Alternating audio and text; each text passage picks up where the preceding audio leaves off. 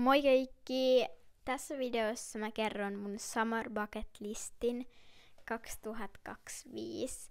Mä tein tän myös viime vuonna, mutta se video on kyllä jo poistettu, koska se ei ehkä ollut mikään paras. Mut nyt mä teen tän ja sitten katon syksyllä, että saanko mä yhtään niistä toteutettua tai sainko yhtään niistä toteutettua. Täällä on joitain semmosia juttuja, mitä mä aika varmasti tuun oikeasti tekemään. Ja sitten joitain, mitä mä haluaisin tehdä. Mun eka juttu Summer Bucket Listillä on käydä Lintsillä. Tää tulee aika varmasti ainakin toteutumaan. Me kyllä siis ollaan menossa varmastikin jossain heinäkuussa tai kesäkuussa Lintsille. Niin joo, tehdään sellainen pieni retki Helsinkiin ja käydään siellä Lintsillä. Tää on tavallaan semmonen joka vuosinen. Viime vuonna mä olin isin kanssa Lintsillä. Siitä on itse asiassa vielä videokin mun kanavalla, niin käy kattoo se tämän videon jälkeen. Mä laittaa tohon kuvan siitä videosta. Joo. Tänä vuonna mä ajattelin ihan mennä äitin kanssa. Ja joo, ei kai muuta. Toi Lintsi on vähän semmonen joka vuoden perinne, että käydään aina Lintsillä ja joo. Mun toka juttu Summer Bucket Listillä on se, että käy paljon uimassa ja piknikeillä. Tää oli mulla viime vuonnakin mun Summer Bucket Listissä. Silloin mä kävin kavereitten kanssa uimarannalla ehkä 5 kertaa. Ja siis nythän toi maa-uimala on kai siis poistunut. Mikä on aika harmillinen juttu. Koska se oli ihan sika hyvää. Mut jos se nyt vielä ois, niin se ois kans mun bucket listillä. Mutta kun ei oo, niin mun bucket listillä on nytten käydä uimarannoilla paljon.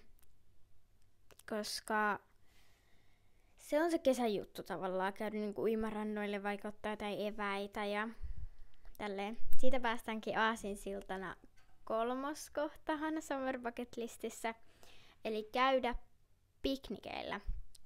Viime vuonna mä en varmaan käynyt kuin ehkä 2 kertaa, 1 tai 2. Joten nyt mä haluan oikeasti tehdä sitä enemmän.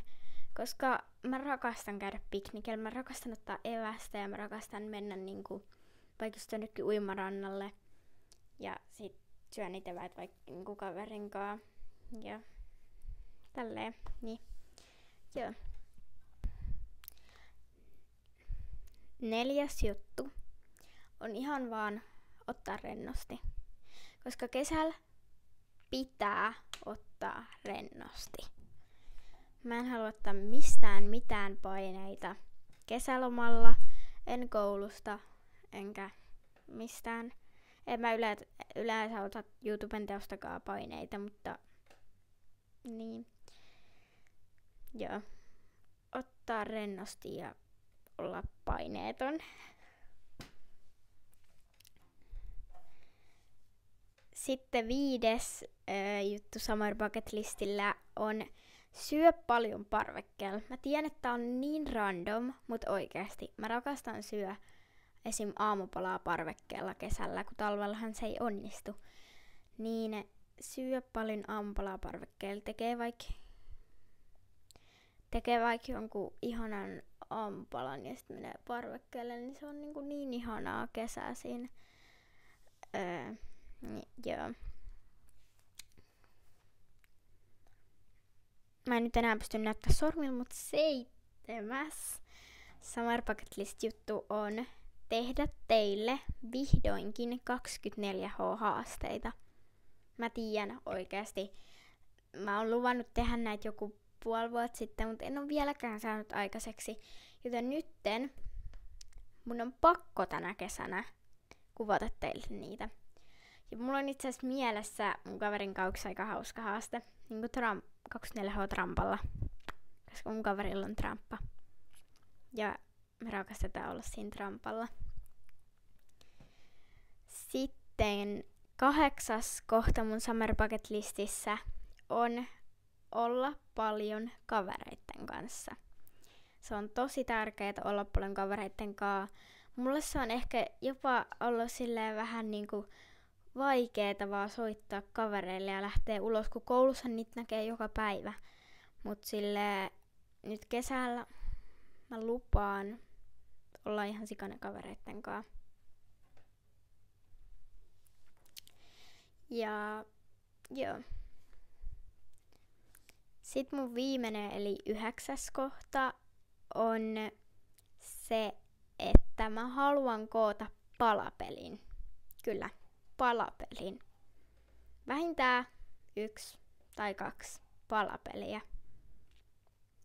Niinku siis ihan ei siis mitään sellaisia pieniä, vaan semmosia ihan vaikka joku 500 palan palapelejä. Niin mä haluaisin koota pari semmoista. Ja nyt te kuulette mun palapelihistorian. Mä en ole ikinä innostunut palapeleistä. Mä yritin koota niitä 1. ja 2. koulussa ja päiväkodissa, mutta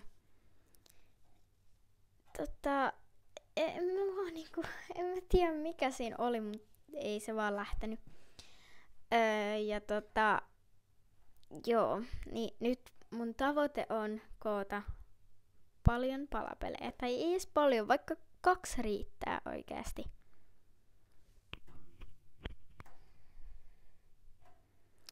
Mä toivon, että te pidätte ihan sikakivan kesän.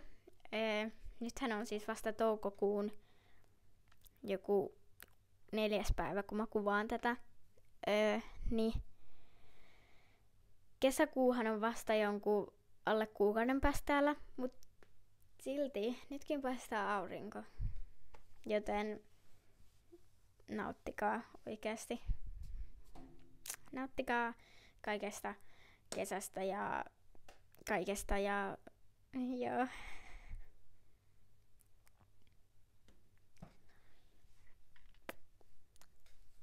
Mä kuvasin äsken teille myös shortsin, niin mua tanssittaa.